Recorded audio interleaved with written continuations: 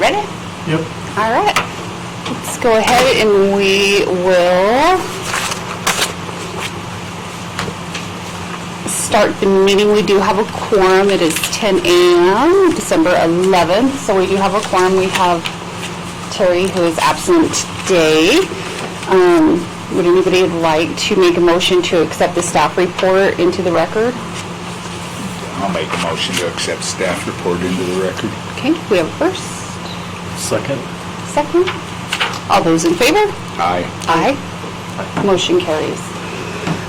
Also, we need a motion to approve or correct minutes from the November 13th, 2019 regular meeting. Does anybody want to make a motion? Make a motion. Patsy? I'll second the motion. Second, Kelly. All those in favor? Aye. Aye. Aye. Motion carries. Review of applications heard from the November 19, 2019 County Commissioners meeting. Thank you, Madam Chair. So we had the Keith Collins conditional use permit to allow an accessory residential structure in excess of 200% of the gross floor area of the residence was approved as conditioned by the Planning and Zoning Commission. That's all I have, Madam Chair.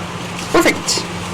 We don't have a lot today, couple things, so that's nice. Hopefully we'll have a quick meeting.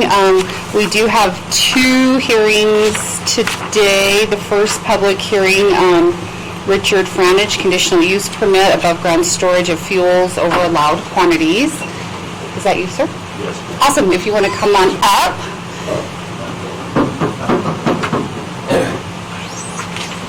State your name for the record for us. Richard Franich, I'm from Rock Springs. Okay, perfect.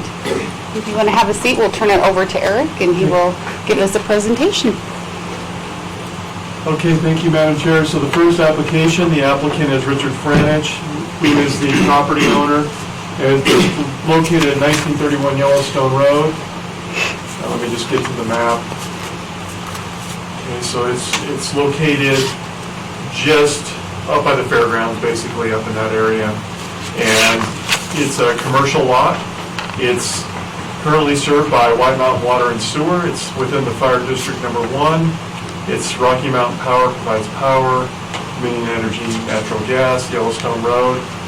And since it's in a water and sewer district, fire protection is readily available. There's fire hydrants. So this is kind of a aerial photography of the location, Mr. Franich.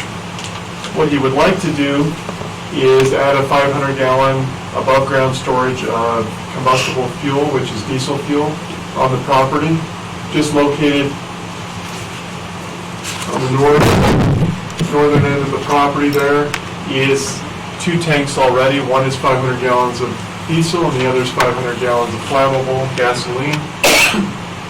Anytime you exceed 500 gallons in a commercial district of above ground of 500 gallons of either diesel or combustible, you have to get a conditional use permit, so that's why we're here today.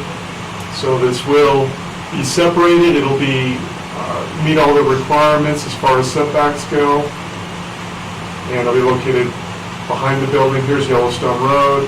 Here's Fairway Estates subdivision, just located off to the. And there's the Yellowstone Road. There is, just so you know, there's a frontage road located right here, and that's how all those properties access these commercial lots is off of here. That way you don't have so much traffic coming. All these accesses on the Yellowstone Road. The owner owns a R&D sweeping, which is an asphalt maintenance type of business, and this will be used to fuel vehicles and equipment that's on site. The proposed will be located on the southern boundary, 20 feet from the property line, and will have all the required containment as per the 2018 International Fire Code. And then as you can see, as far as zoning goes, all these lots are zoned commercial. You do have some R2 located here, which is mixed residential, and then some R1 located on the other side of Yellowstone. And this will, almost in the center of the lot is where this tank's going to be proposed. So it'll be far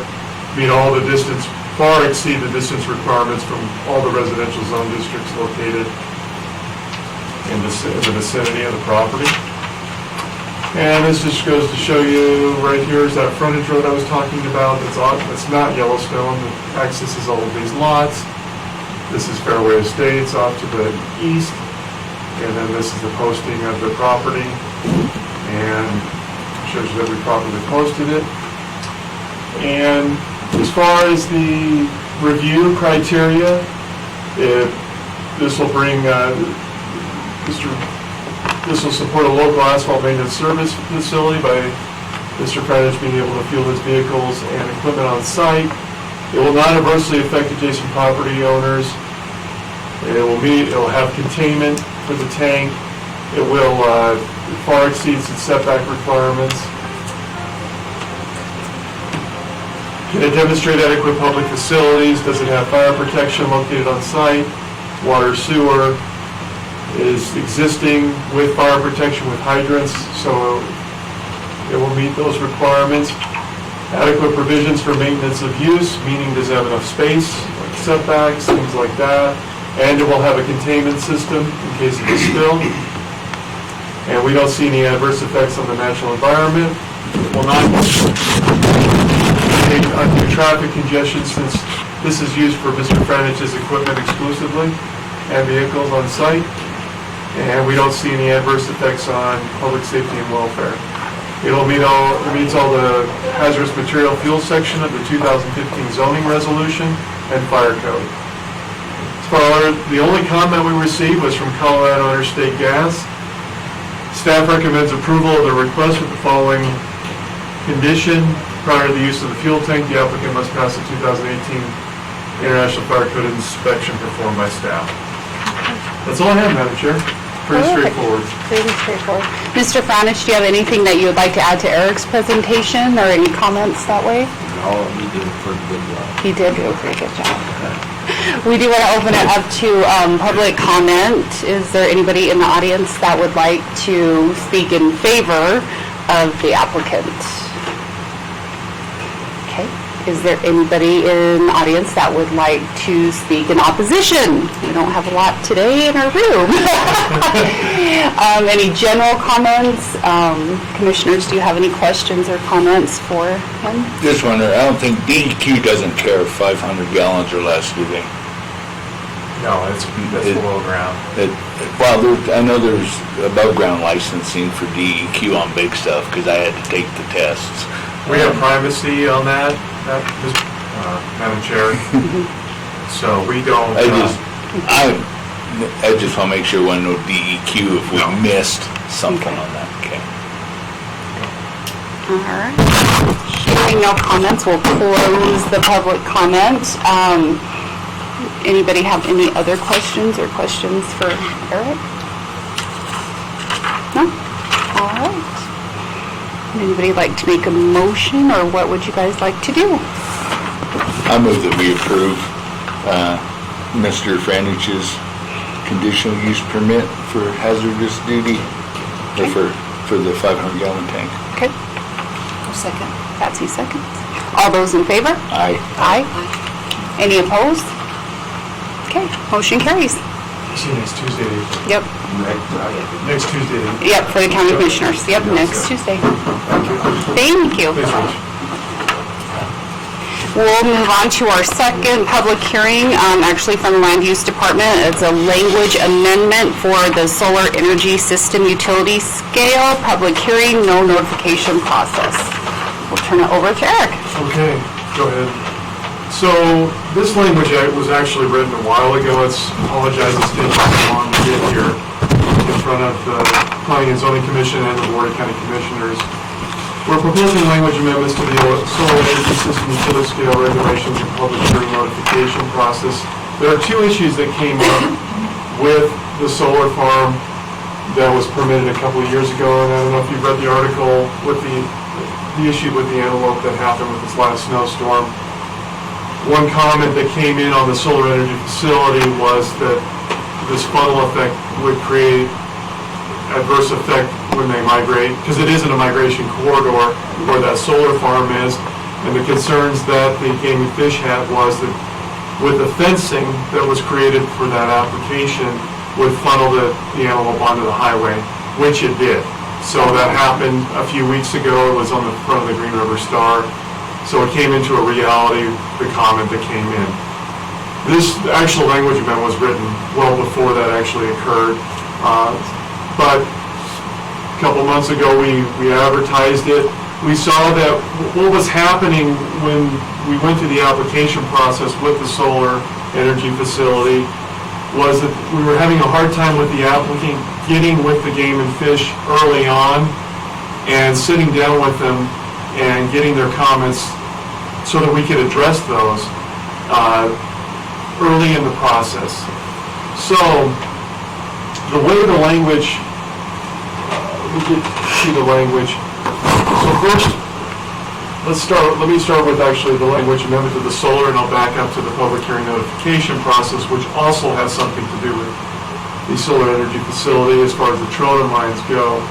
So currently the language in our design standards, we have design standards for solar energy system, utility scale, and we have this wildlife section that was in there, and what we were doing is striking that language that states that shall incorporate requirements imposed by Game and Fish, United States Fish and Wildlife, and other governing state and federal, and made it a broader statement there by including all state and federal agencies and others. Utility scale shall incorporate project recommendations by local, state, and federal government bodies, department, or agencies.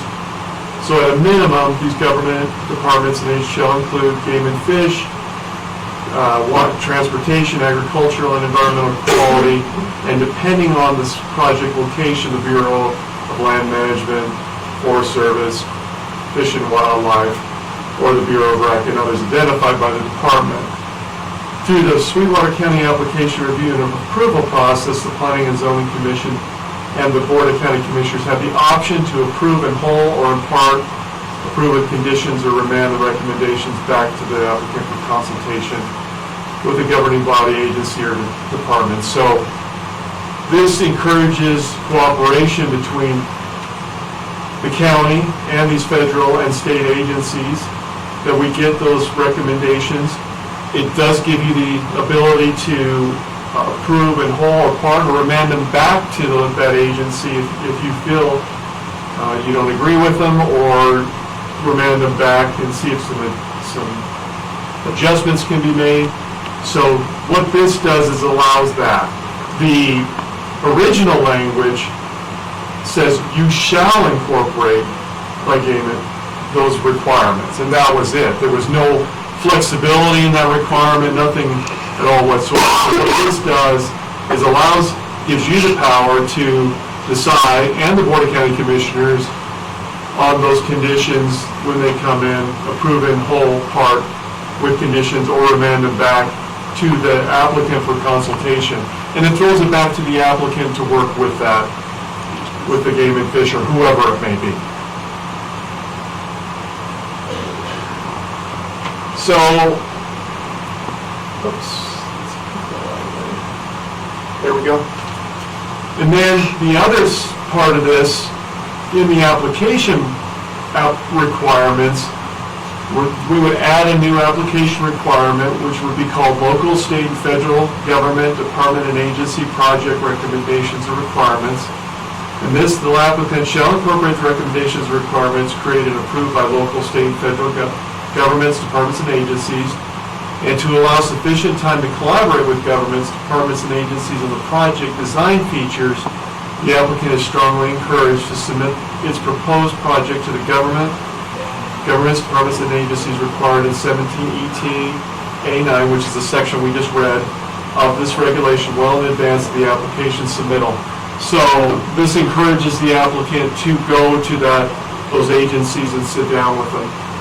It just was a very difficult time, and this includes the trona mines, because they were having a difficult time with them coordinating, and so then at the 11th hour, when they get all the application that's when they're working with them, and then it puts a lot of pressure on staff and Planning and Zoning Commission and the Board of County Commissioners to try to work things out at the last minute. This encourages the applicant to go before those agencies ahead of time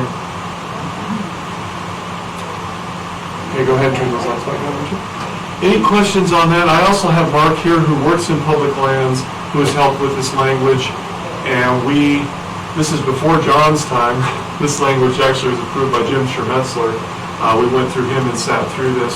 And so any questions on that? Yes. One, just looking, so the way I just caught that is in the beginning, we struck a shall, which is where we're stuck, we have to follow the recommendations.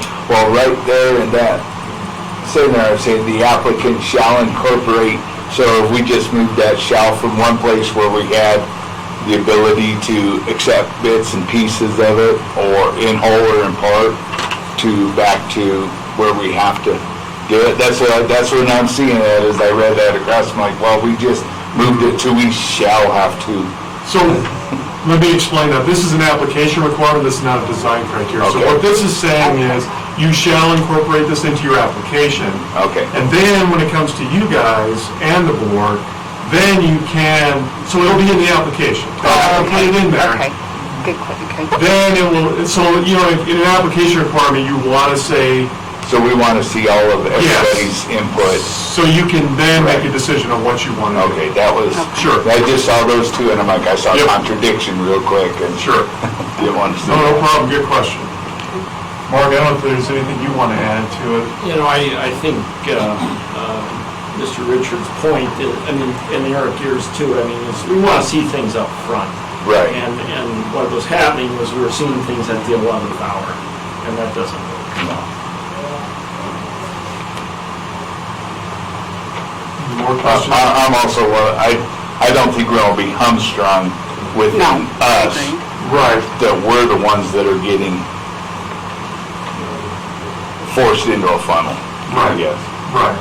And this at least gives you, So we still have options. you have options. And honestly, with the way it's written now, you don't really. Have any No, options, no, we're yeah. stuck with it. Right. Well, let's go ahead, let's open. Oh, just, yep. still, We got one more. Oh, we do. Public comment? No? so, because I kind of skipped ahead. Oh, okay. This is a little, and this is a, so this, just so you understand, this is in the public hearing process of the code. And so one concern was that the mineral owners, right owners, were not getting notified Okay. of applications when they're on the surface. So we have this thing called an MD1 and MD2 overlay. Well, MD1 zone district or an MD2 overlay zone district. And what it is that's underground mining. And we want it so that if a subject parcel, this would be any application, wind farm in the middle of the Trona field, that the applicant should solicit comments from the owners of those mineral rights and provide them to the department, and then that way we can provide those comments to the Planning and Zoning Commission, the Board of County Commissioners, as a part of their application. So this, again, earlier in the process, allows us to be able to puts it on the applicant, which it should. They're responsible for, and then we'll also notify too as a double check. But it forces them to go to these mineral right owners and get comments so we can make a decision, informed decision, whether it's Trona, whatever, coal, whatever, with those comments with the application. So that's the only other thing I wanted to add. So what happened in the solar farm, they weren't going to the Trona mines and trying to work things out early in the process. They did eventually, but not earlier in the process. So this aids in that also. That's all I have. Okay, thank you. And so this is, I'm, you know me, I'm dealing with the guys up down Cheyenne about public notification. It is now, and there's a big push right now to change the newspaper notification system. Like, what's wrong with us just referencing state law for the notification process, whether it has to be in the notification of circulation? So if the state law changes next session to where it's able to be on our local website or, you know, anything like that. I'm like, forward thinking.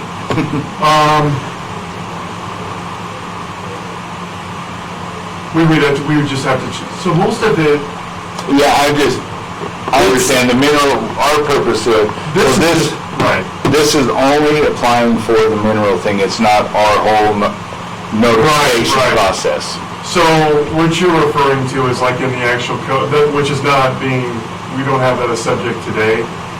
But that's not a bad idea. It's a little, part of it is it's a little confusing in the state law. Yeah, state law with whether it's Yep. a newspaper circulation, if it's once a week for Right. 52 weeks or, Right, you know, which we fall into here right, currently.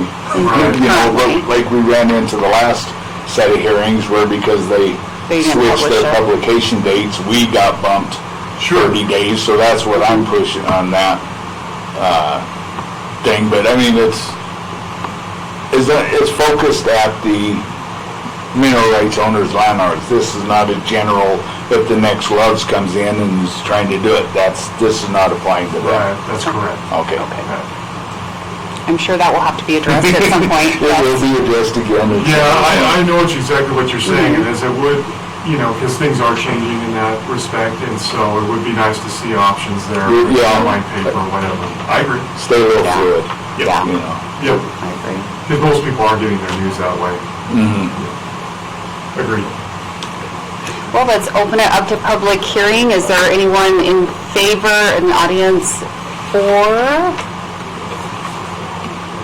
the amendment? No? Mark Kopp, Public Lands Planner, I'm in favor. Perfect. Process more efficient. Perfect. Thank you. Thanks, Mark. Is there anybody in the audience opposed to the change of language in the amendment? Is there anyone in general that wants to comment in the audience? We'll close the public comment portion. Does anybody on the commission have any other questions for Mark or Eric? Are we No? going through the whole thing now, or even the utility, or just the advertising part? The whole thing's. Oh, the whole thing? The whole thing was advertised as one, as amendments to the whole public hearing process, and Okay, so I'm just going through and I'm just seeing some little things. These are things that are already in the stuff, say the 25-foot height on the utility, on the solar farm, that's what I'm going through. All that stuff's already in existence? yes. Okay.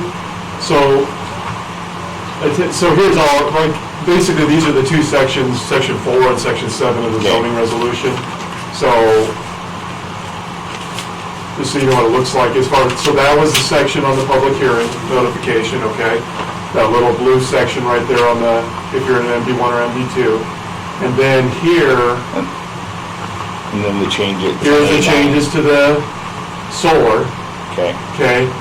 And then, that first section, okay, on the, what I went over, and then as far as, and then there's the other section that we're adding, which is the local, state, and federal government recommendations and requirements, under the application requirements.